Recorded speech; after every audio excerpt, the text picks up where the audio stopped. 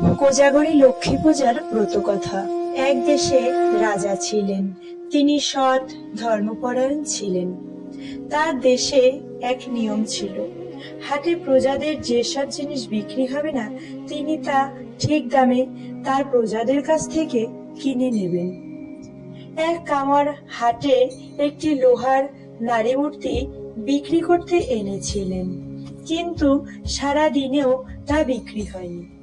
সে রাজবাড়িতে সে কথা জানালে ধর্মপরায়ণ রাজা তা কিনে নেন।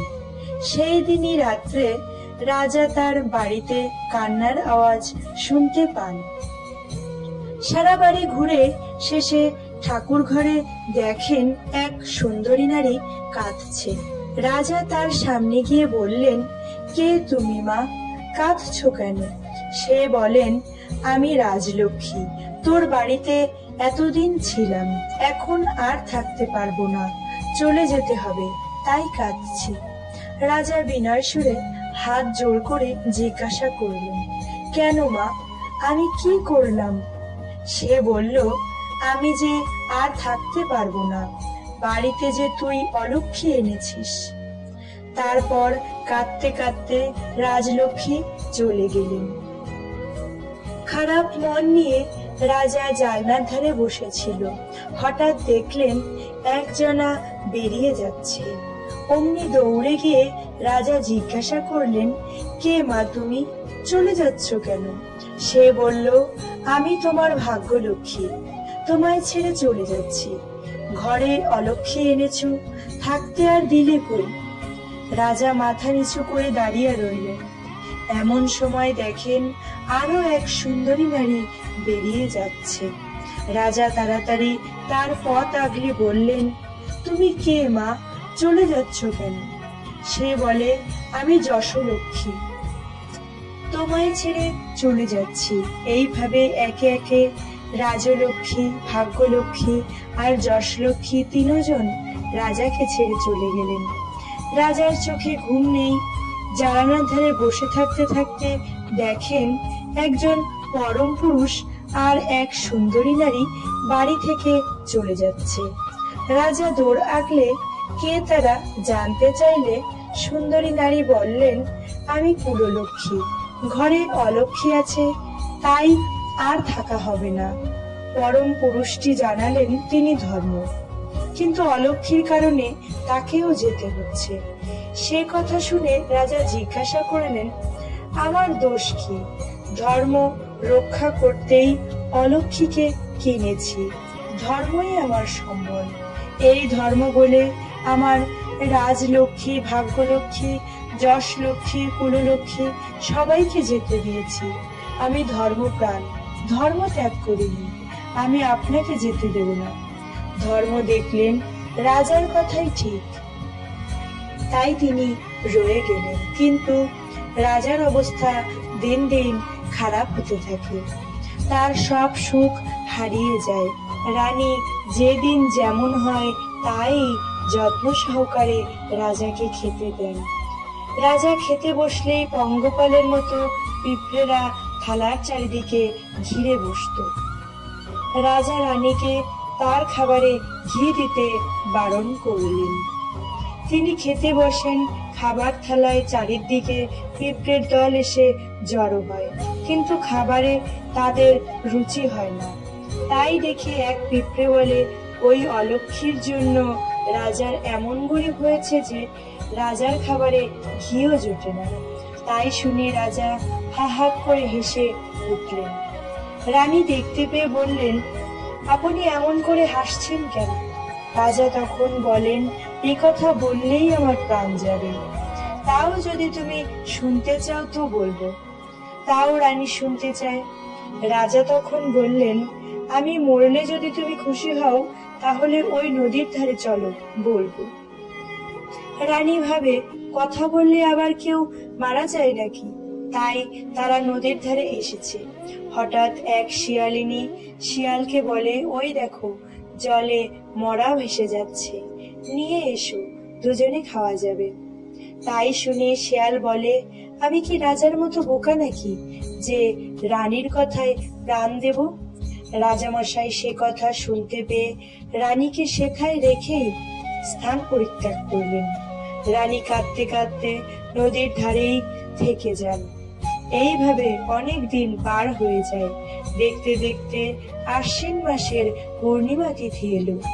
রানী দেখলেন নদীর ঘাটে শঙ্খ, ঘণ্টা, ধূপ ধুনো নিয়ে কারা কি সব করছে।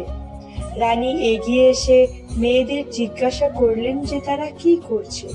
তখন তারা বলে, আশ্বিন মাসে পূর্ণিমায় কোজাগরী লক্ষ্মী পুজো করছে এবং সঙ্গে এও জানায় এই পুজো করলে অলক্ষ্মী দূর হয়, মা লক্ষ্মীর কৃপাদৃষ্টি লাভ হয়।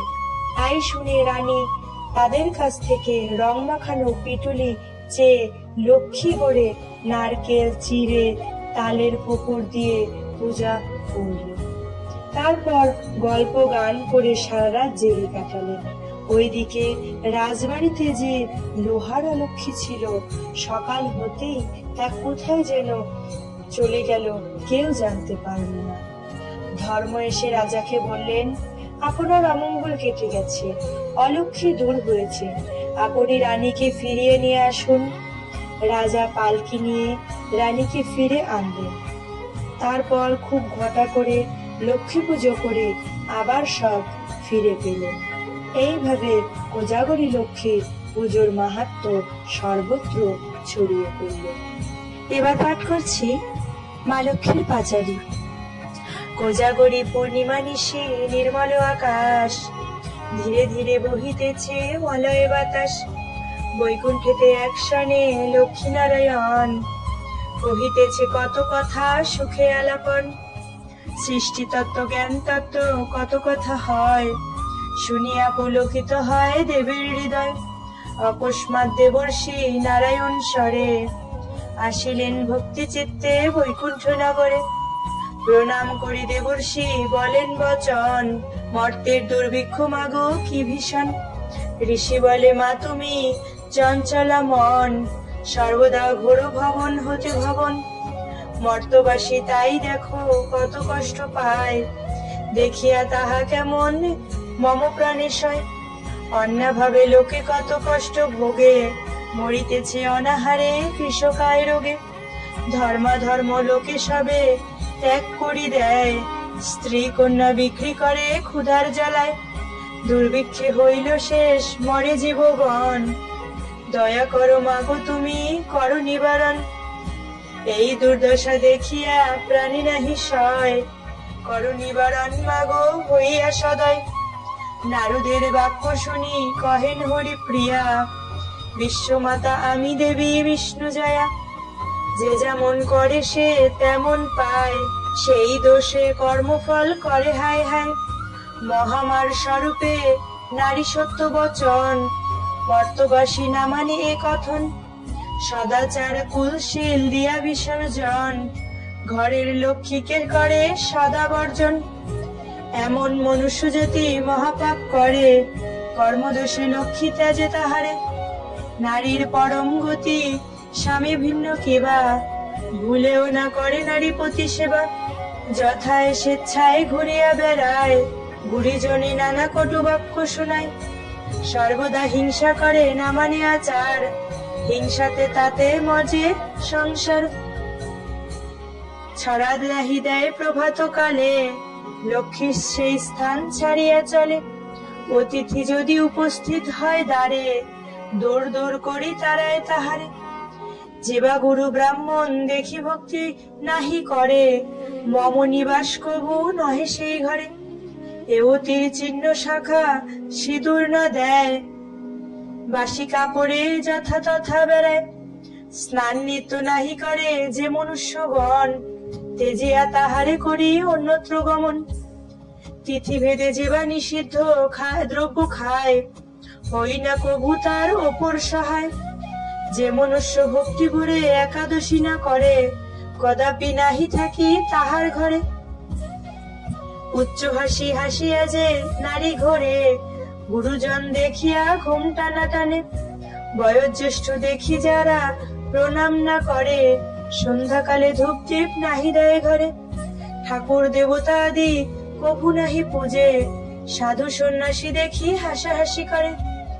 এমন নারী যে গৃহেতে বসতি রয়, লক্ষ্মীটা যে তাহাকে জানিবে নিশ্চয়। এত বলি লক্ষ্মী দেবী বলেন মুনিকে, কর্মদেশে মনুষ্য নিজ ফল ভোগে। ঋষি বলে মাগো তুমি জগৎ জননী, সন্তানকে করো ক্ষমা হে সনাতনী।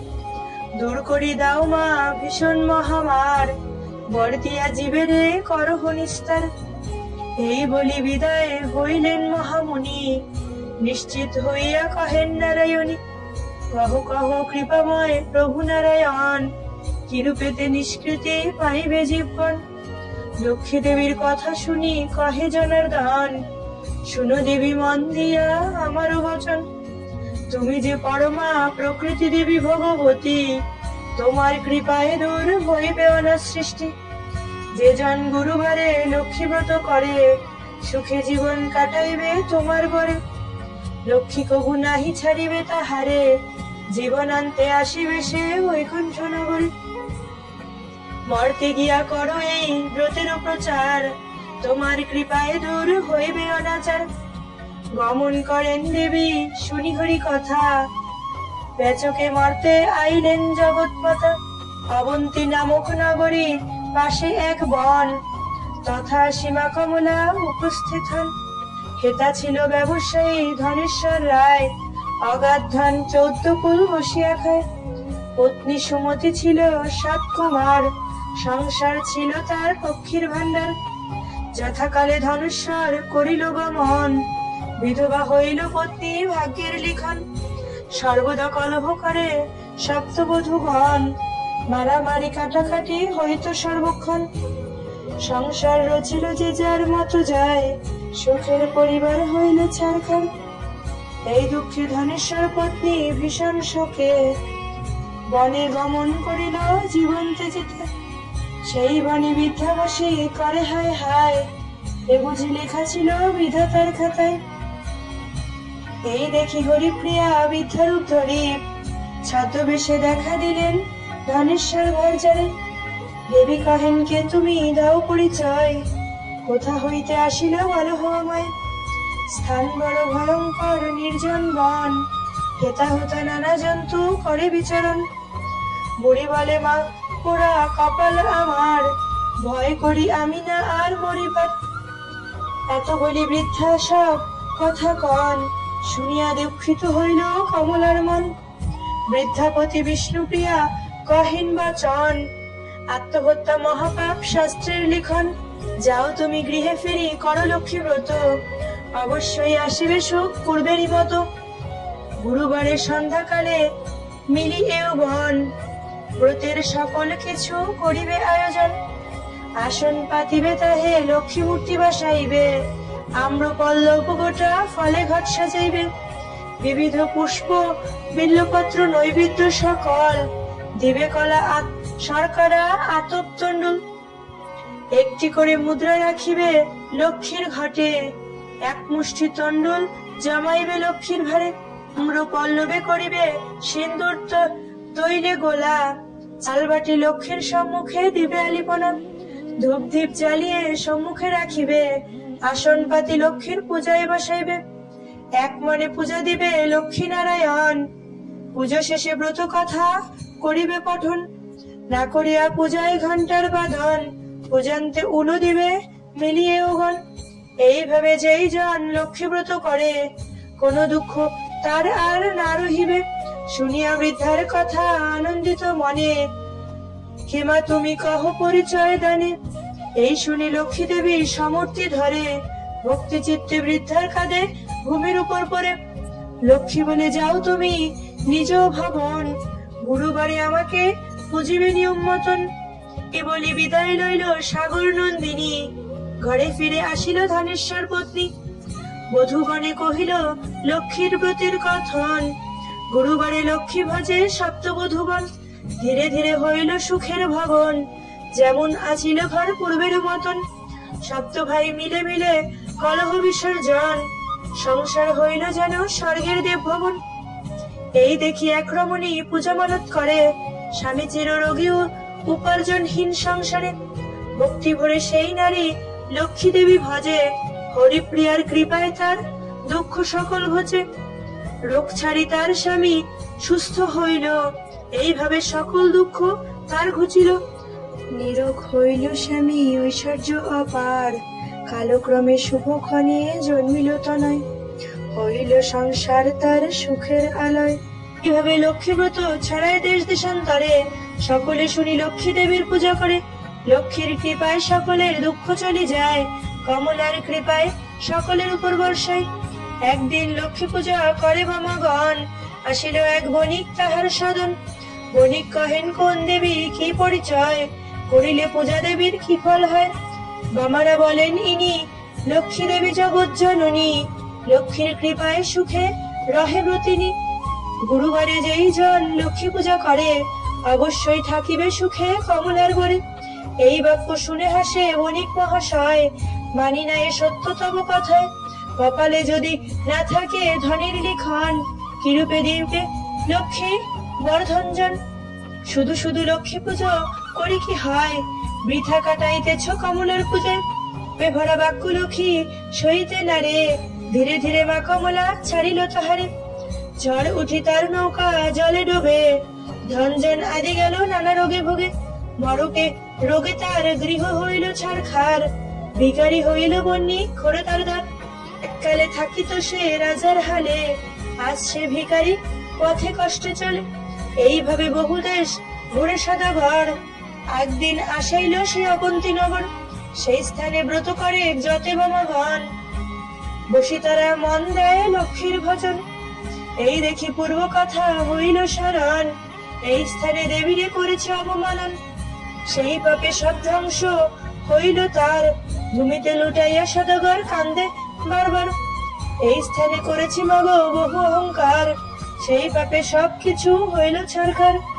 ধনগর্বে মত্ত হয়ে করিল অবহেলা, সেই অপরাধে মা তুমি মরে তেজিলা।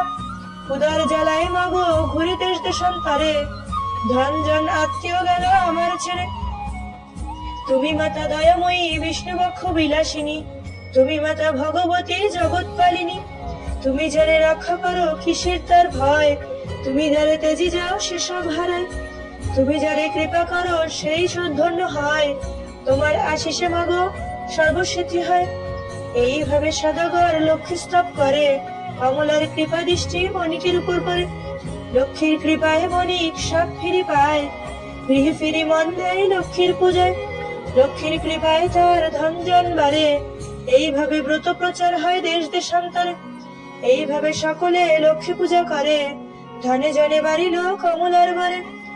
ধন জন বাড়িল লক্ষ্মীর কৃপায়, হরি হরি বল তুলি হস্তদয়। যেই জন ভক্তি ভরে লক্ষ্মীর পুজিবে, অবশ্যই তার দুঃখ সকল ঘুচিবে। যে পরে ব্রত কথা আর যে বা করে শ্রবণ, অবশ্যই পাইবে সে মা লক্ষ্মীর চরণ। ব্রত কথা শুনিবে অবশ্যই ভক্তি মনে, লক্ষ্মীর কৃপায় বাড়িবে ধনজনে। জয় জয় ব্রহ্মময়ী মা নারায়ণী, তোমার কৃপায় শেষ করিন গ্রন্থখানি। ওম বিশ্বরূপস্য ভারিয়াসি, পদ্মে পদ্মলয়ে শুভে, সর্বতঃ পাহি মাম দেবী, মহালক্ষ্মী নমোস্তুতে। ওম বিশ্বরূপস্য ভারিয়াসি, পদ্মে পদ্মলয়ে শুভে, সর্বতঃ পাহি মাম দেবী, মহালক্ষ্মী নমোস্তুতে। ওম বিশ্বরূপস্য ভারিয়াসি, পদ্মে পদ্মলয়ে শুভে, সর্বতঃ পাহি মাম দেবী, মহালক্ষ্মী নমোস্তুতে।